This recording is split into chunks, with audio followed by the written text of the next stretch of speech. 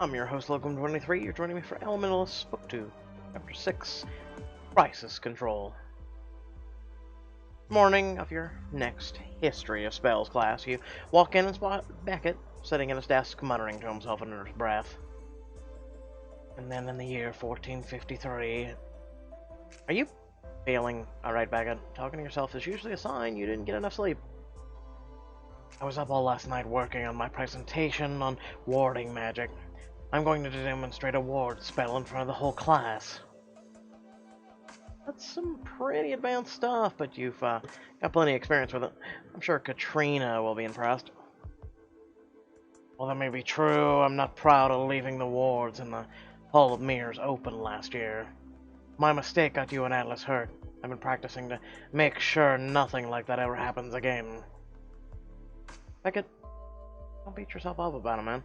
You helped me take down Rafe last year, and as far as I'm concerned, all your debts to me are paid, and then some. I appreciate your trust in me, but it will be some time before I can trust myself. It's only responsible. And with that, Beckett resumes going over his notes as the rest of the class takes their seats. Good morning, everyone. As you all know, new spells or advancements in magical theory are often driven by necessity. King Arthur's court development, weapon forging spell, miners during the gold rush developed the locator spell, and so on. I could continue, but Beckett has prepared a presentation on this very topic, so the floor is his. Beckett rises from his seat and stands at the front of the class, his expression unreadable. In 1452, during the siege of Constantinople, the Byzantine emperor asked his court magicians to invent a spell to protect the city. The ward spell they devised was the beginning of warding magic as a discipline, and now I'll cast that very ward spell as a demonstration. Beckett steps in front of the podium and takes a deep breath before assuming a balanced stance and interlocking his fingers. Actually, the siege of Constantinople was in 1453. Oh my god, shut up, it's a year. An honest mistake. Please continue. I apologize for the interruption.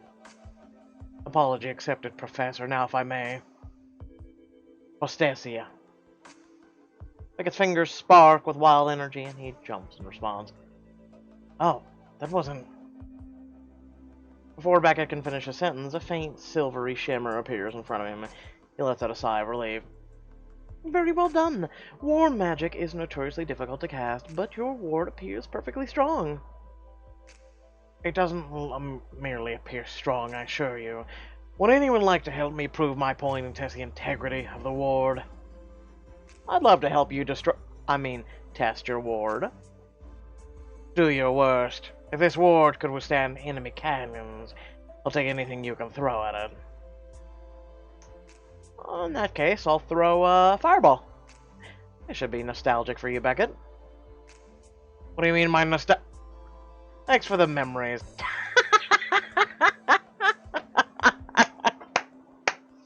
You rear back and throw a fireball at the ward, where it fizzles out in a puff of black smoke. Well done, Ezekiel. That fireball would have made even the strongest Byzantine ward quiver in fear. And you as well, Beckett. The counterspell weave on your ward is top-notch. Yes, well, that's unsurprising. I simply visualized a dense, immovable wall as advised by the Byzantine text on warding magic. Actually, the caster should visualize a strong, flexible barrier, but that's a later development in warding magic, so it hardly matters here. Then why say it? Katrina, please don't... Yes, Professor, you're right, of course. Why don't we move ahead? I'll remove the ward. Beckett's fingers spark again, but his ward doesn't disappear. Suddenly you hear a crack and a silvery spark shoots across the room. Everyone hit the floor! Everyone dives for cover as the spark bounces off the walls before exploding against the podium, lighting it on fire. The Lashkalam! Katrina snuffs out the fire and then draws a complex sign in the air that dispels the ward still in front of Beckett. Are you alright? It can be quite startling when a ward misfires.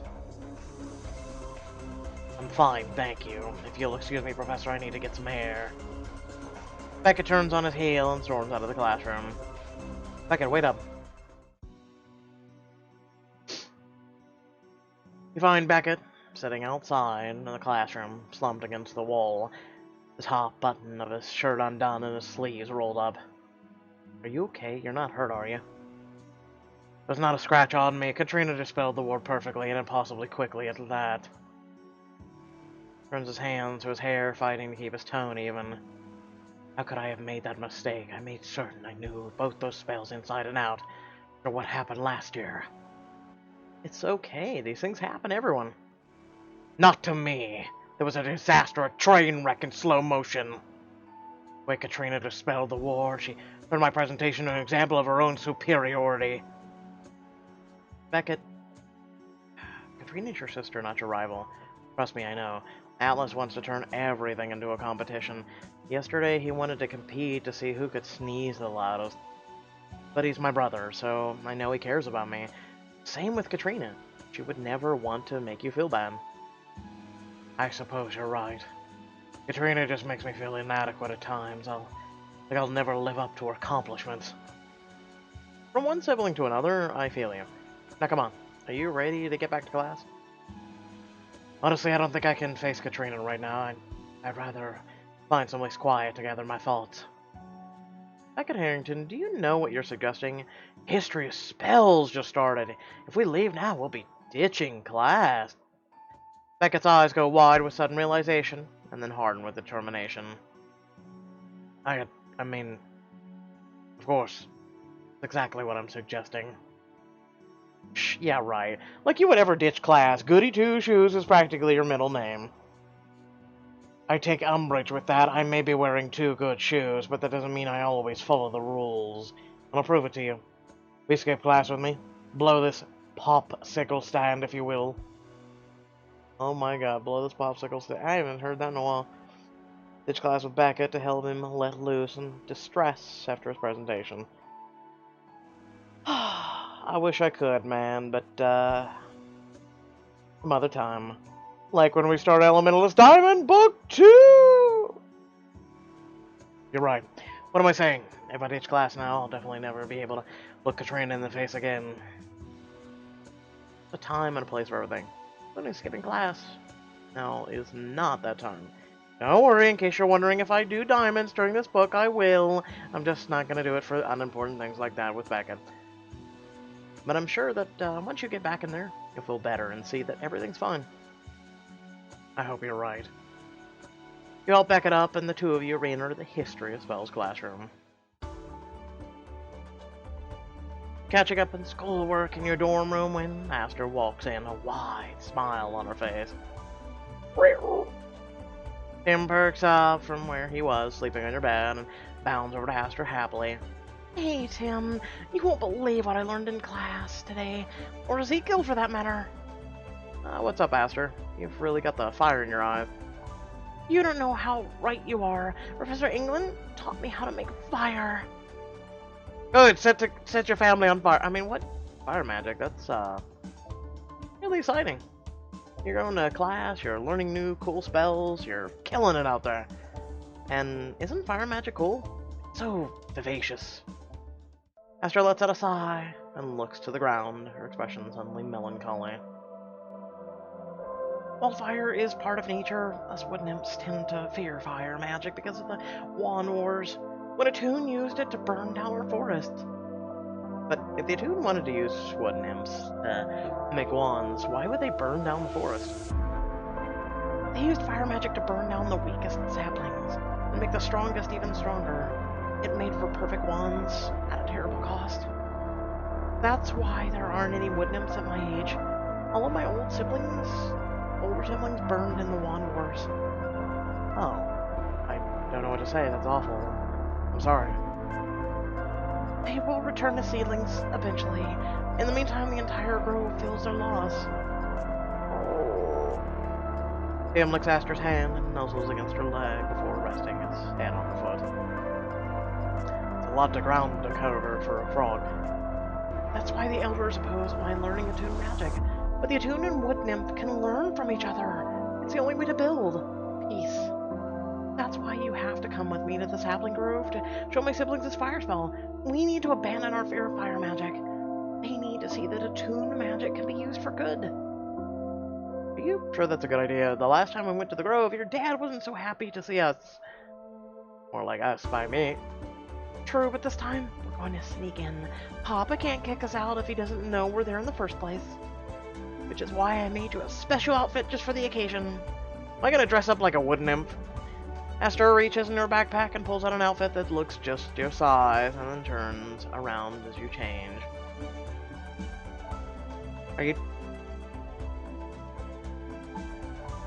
Darn, I should have gave myself an Irish or Scottish accent. Hello there, everyone. We're gonna go into the wood nymph forest, you see.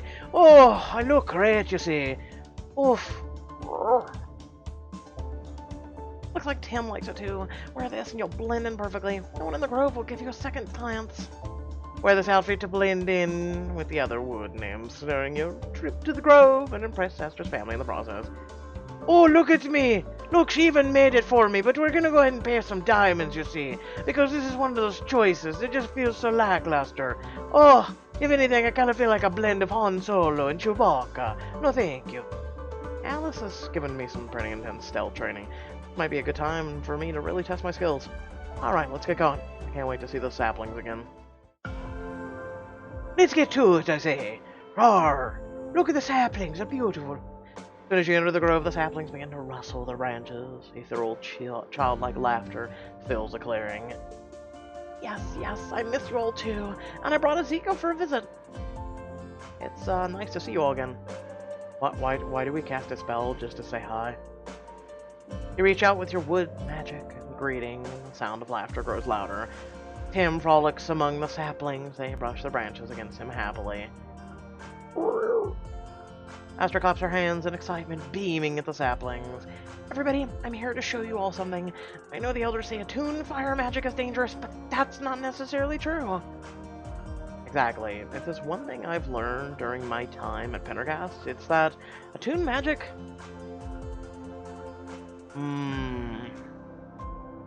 depends on the user. If you're a good person, then your magic is good, because you do use it to do good things. It all comes down to the user. Saplings lean in towards one another, as though in discussion. They say you're really smart. Well, you know, it's like a gun. It's leaning up against the wall. The gun's not gonna walk away and go hurt someone, is it? No! I would have to pick it up and go hurt someone! You know? Yeah! And approve what Ezekiel and I are saying. I'm gonna show you all a fire spell I learned in school today. I think this is a horrible idea. She just learned it. And remember our first time we learned this fire spell? Yeah, that did. Well, we almost either burned back out of the classroom down. Aster closes her eyes in concentration. Alright, Aster, you can do this. Slowly but surely, a flame sputters to life in Aster's hand, sparking yet controlled. Hey everyone, fire magic. But before she can finish a sentence, the fire in her palm sputters and explodes into a shower of sparks. Most of the sparks fizzle out harmlessly in the air, but one lands on a nearby sapling, lighting its leaves on fire. Tim lets out a cry of surprise and darts behind your legs, quivering in fear. Oh, I can fix this! Aster's hands begin to glow with green healing energy, but she's in a panic. Her magic fizzles out. Don't worry, Aster, I've got this. I'll shrink the flame down to nothing. I'll fight fire with fire. Reach out towards the flame, twisting your hands to shrink it down to a tiny spark. Stop! Oh, Christ. Branches above you rustle violently. Hero awakens, shaking his leaves so that a spray of dew cascades over the saplings, snuffing out the fire. Do not touch these saplings attuned. This grove is seated on corruption of your magic. Tim narrows his eyes and assumes a defensive stance, snarling at Yarrow in warning. The saplings begin to shake their branches furiously. Saplings are right, Ezekiel. Ezekiel didn't do nothing wrong. Yarrow, calm down and listen to me. You dare to take such a Aster. is still learning. Esther's still new to this. Magic takes time to master, that's all. If my daughter insists learning your ways, she should have known better to practice her magic around the saplings. Esther, the first time you brought a tune into our midst, I warned you never to do so again. I see you not only ignored my warning, but our history. Well, casting fire magic in the grove. Have you learned nothing from the Wand Walls? Have you forgotten their cost? No, of course not. I'm so sorry. Esther bolts out of the grove, her whole body shaking. As you turn to follow her, you see Yarrow's expression is sad and pained as his branches surround the saplings in a gentle embrace. Okay, children, you're safe now. Or did anything happen to you ever again? Oh my god. He's being overprotective. Aster, where are you? Aster!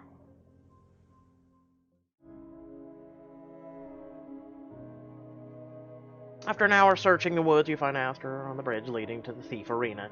Stares out of the river, expression blank. Trying really hard. Jeez. Okay, there it is. I'm really sorry about what happened back there. Is there anything I can do? I messed up, Ezekiel. I hurt one of my siblings. The elders are upset with me. Pull Aster into a hug, and her whole body shakes against yours as she begins to sob. You were trying to teach the saplings, Aster. You couldn't have known the spell could go wrong. Oh, I could have. What if wooden imps aren't supposed to do attune magic? What if I'm corrupted? And that's why the spell went awry like that? Aster, that's not possible.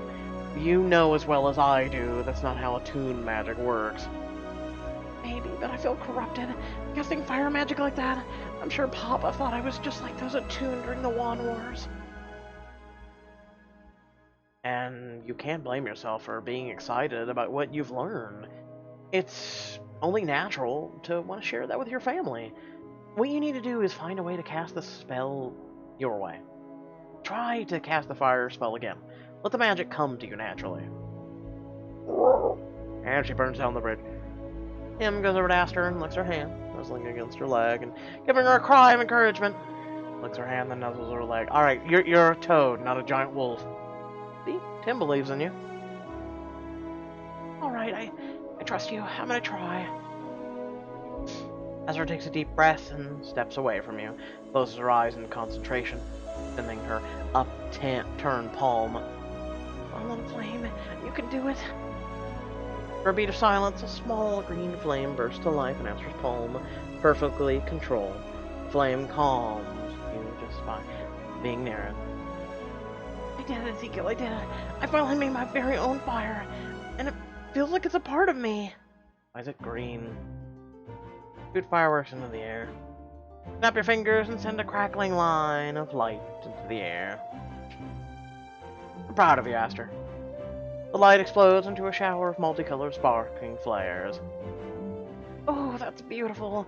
You have to teach me how to cast that spell next.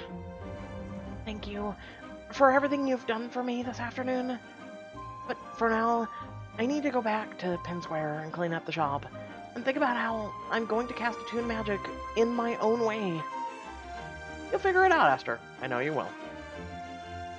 Give Aster one last hug before the two of you part ways. In your common room, you find Shreya hunched over a table, cluttered with vials and smoking potions. She mutters to herself as she mixes together a concoction. Heat the mixture over a controlled flame. Someone looks like they're working hard. Ah! Shreya jumps at the sound of your voice. A vial flies out of her hand and shatters against the table, spraying everything in a viscous green liquid. Damn it! Okay, sorry, that was my bad. Don't worry, I've got cleanup cover. I'll siphon it back into an empty beaker and... Ouch! Magic sparks around you, shocking you. Shreya rushes to your side and places a hand on your shoulder. What just happened? Are you alright? I don't know. I feel fine. But are you okay? Shreya looks at her work table, expression unreadable. She takes a deep breath before sending the items on it crashing to the floor with a burst of magic. I'm sick of this. Absolutely sick of it. It was the last batch of balm leaf and honey wort, and I just can't. You've taken her disheveled hair and the set to her jaw as she fights back tears. I'm sorry I made you spill your mixture. I'd order more for you right away.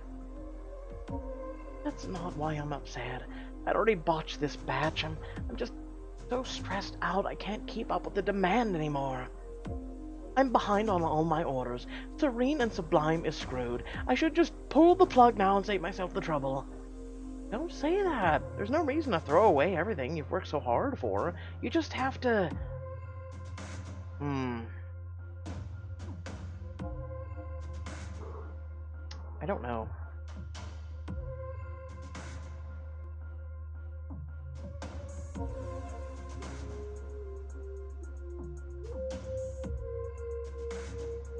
Like, it really depends on who you are. And with Shreya, it's difficult.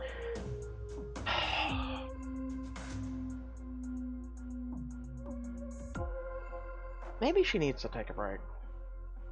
You're clearly burned out because you've been working so hard. You need to let yourself breathe once in a while. But aren't people going to be upset if I go on hiatus?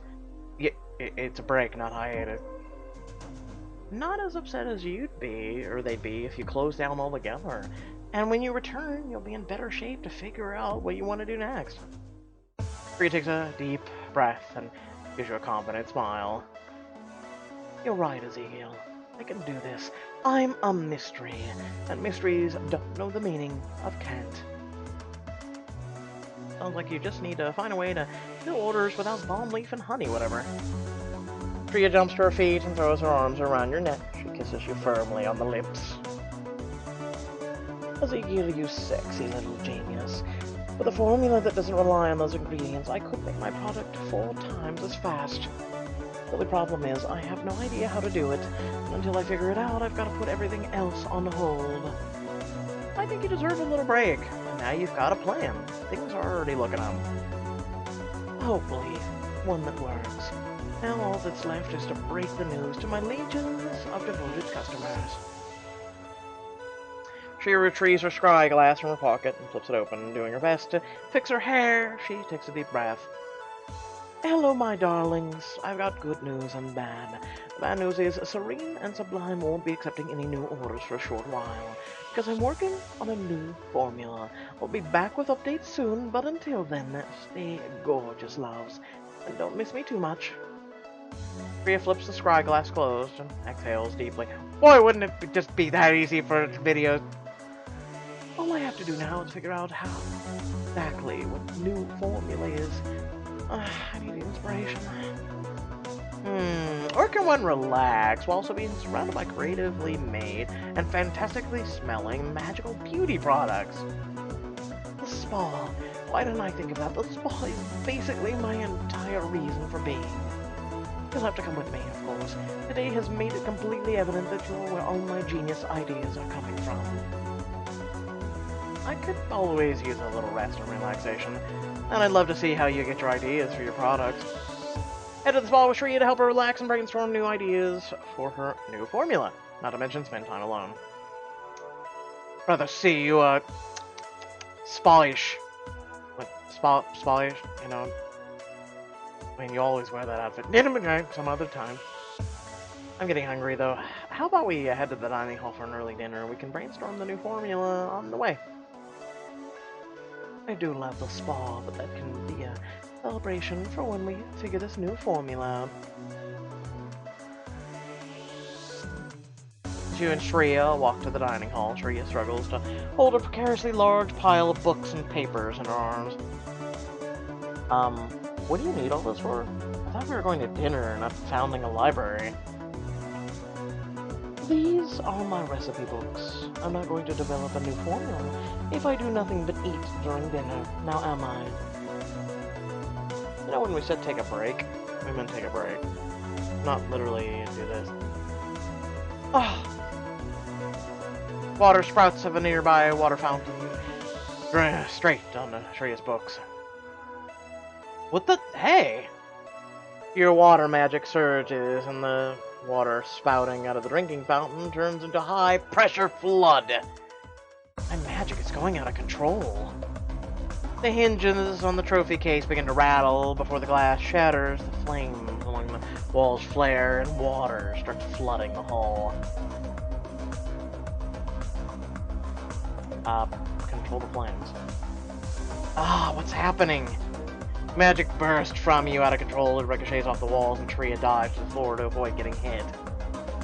Ezekiel, what are you doing? I don't know. I can't control my... A gust of wind explodes from your body, sending Tria's books and papers flying down the hall. A trophy slams into your head and your vision goes momentarily white. Good night. Oh. Hi, Gemma.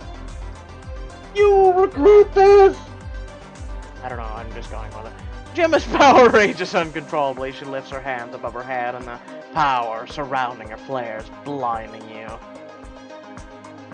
Kane appears, battered and breathing heavily. He clutches his left arm, which dangles uselessly at his side. Your help, and you deserve to know just who your mother is. Nico, snap out of it. Okay. The hallway snaps back into focus, but it shifts and warps. Atlas stands over you as magic flaring, and then a visible aura around him. What the hell's happening to us? How do we stop this? Before you can respond, flagstones tear themselves out of the walls and whiz over your head like bullets. Everybody duck! Tria casts the flagstones aside just as the pounding of hoofbeats come down the hall. We've got a dangerous magical anomaly on campus. It's not safe here. Miss Mystery, please help students back to their dorms. Turn and see Professor Kontos ushering students towards the exit. Tria jumps in to help, but Professor Kontos turns towards you and Atlas. Just stay calm, both of you. We need to get to my office now. Kontos whistles a tune, and you and Atlas are wrapped in bubbles of air. Your powers momentarily contained. Professor Kontos whisks you after him. In his office, Professor Kontos paces around you and Atlas, and the two of you are still trapped in the bubbles he cast. Your magic continues to spark. Ouch, Professor, why is this happening to us? I'm afraid I don't know exactly what's going on, but something is amiss with your attunements. That much is clear. Amiss with our attunements? Why do we keep going, are we dying? Shut up! What do you mean? Am I gonna lose my magic? Will it stay out of control for the rest of my life?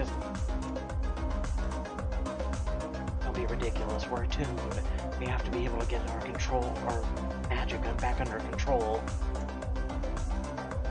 Ezekiel, Alice, I'm going to retest your attunements. Perhaps I will reveal something that's about what's going on here. Let's begin. Oh boy, won't this be fun. Your eyes drift closed. Professor Kontos' deep baritone voice relaxes you as he begins the examination. Oh, we're taking a test. Oops. Sphinx asks you to answer a riddle. Okay, this is open-winded, isn't it? Ask the Sphinx to answer your own riddle. Trick the Sphinx into giving me the answer. Tell the Sphinx all the possible answers. Take random guesses. Eventually I'll get it right.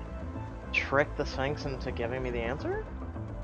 What do you value most? Knowledge, balance, passion, loyalty.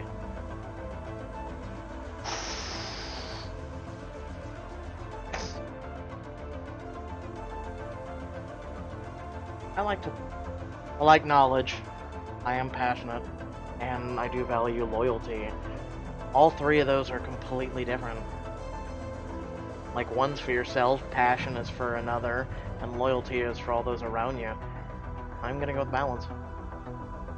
Choose a potion. Sea green and foaming.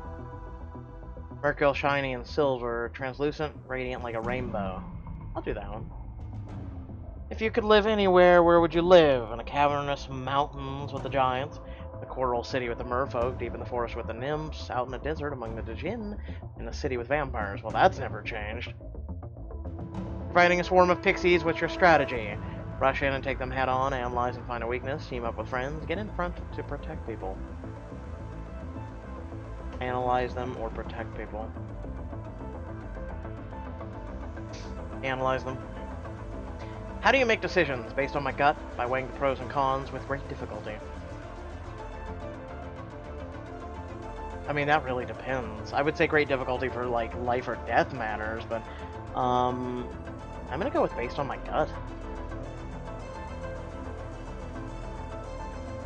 It's almost like, I can't get a clear reading, is he? Atlas, I must try one more thing. Zagondos grabs several objects off the shelf behind him.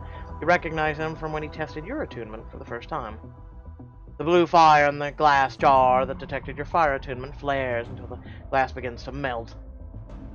That can't be good. The rest of the objects react similarly, contorting, creaking, shattering, flying throughout the room. Mr. Contos, there must be something else you can do. There must be. The magic's too strong for the bubbles, which burst with a loud pop and a rush of air. Your surroundings start to warp once more. I don't know how long I can take this. A burst of raw power explodes out of both of you. The air is so thick with magic, your eyesight blurs and you fall to your knees. It hurts so much. Bugs fly off of Professor Contos' desk while cauldrons and potted plants are stirring up into a whirlwind above your heads. Atlas's hands find yours and squeeze hard.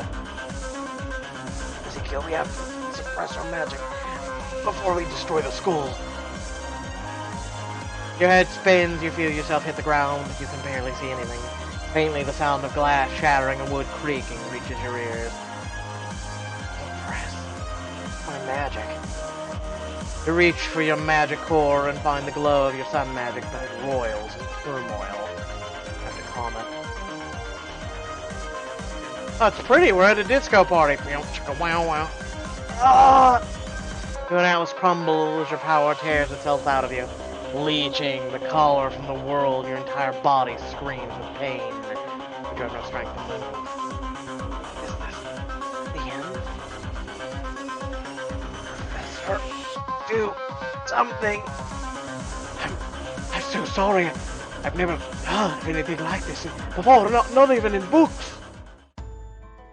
That's because nothing like this has ever happened before. Oh, hi, Alma. Calm washes over you and the pain recedes. Tears of relief flood your eyes. Alma looms into view above you, staring down at you with her cool gaze. Alma, our magic is out of control. I know. Follow me, both of you. I owe you an explanation. Oh, more explaining. This is wonderful. Oh, come the f on! Alright, with that being said, please remember to like, share, and subscribe. Head down description below, links to social media, Discord, and if you like to support me and my content. And, yeah, that's pretty much it for this week. So, today's Friday. Hope you're all gonna have a fantastic weekend. I know it's spring break for some of you. Please, drink responsible, do responsible things. And, you know, hey, again, be responsible, please. So, I'm so confused with this book. It's just sending us all in lollygagging, complicated, over-convoluted crap anymore. So, this weekend, by the way, I will be streaming, doing some videos. I know, Elementalists Diamond Edition. I've got a few surprises up my sleeve for all of you. We've got to continue working on chapters. In case you didn't know, I'm back into chapters. There's several up on the channel. Oh, there's a lot going on. Today I've had to fight through horrific stomach cramps and pain to get the choices chapters out for you guys. So, just saying, hopefully it goes away. Hopefully it will. I woke up like a giant water balloon. I was bloated and everything was going horrifically wrong. I've shrunk about, 3 times. It's wonderful. I don't know if that's the word for it. Wonderful. But without further ado, I will catch you guys hopefully in one of our streams this weekend.